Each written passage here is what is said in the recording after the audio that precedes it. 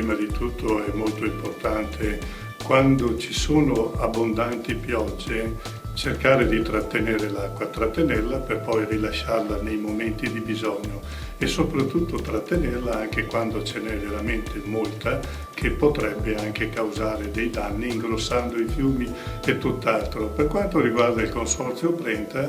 avremmo varie iniziative, ma una molto importante non è del Consorzio Brenta e soprattutto direi da parte della Regione, che auguriamo la prenda veramente in considerazione, se ne parla da anni, e di fare un'invase soprattutto dove ce n'è bisogno per quanto riguarda ad esempio il fiume Brenta, il Cismon, il lago del Corlo o l'invaso del Corlo, e cercare di parlare soprattutto del Vanoi, che è una vallata dove si potrebbe fare un invaso che avrebbe queste caratteristiche, trattenere proprio queste piogge che ci sono in questo periodo. Perché? Perché quest'anno è un anno particolare, ma non dimentichiamoci, molto piovoso, ma non dimentichiamoci che lo scorso anno è stato veramente tutto al contrario. Pensiamo che già in questo periodo avevamo carenza d'acqua.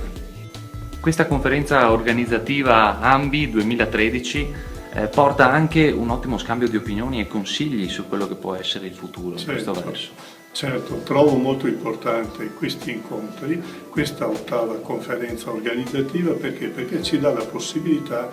di scambiarci molte idee, molte cose e soprattutto come si opera nelle varie regioni. Abbiamo sentito anche queste volte interventi importanti, ma soprattutto io direi stiamo vedendo in questi passaggi, in questi interventi, cosa succede soprattutto nelle varie regioni, vedendo i cambi climatici che ci sono e che spesso e volentieri sono negativi per vari motivi che conosciamo tutti quanti.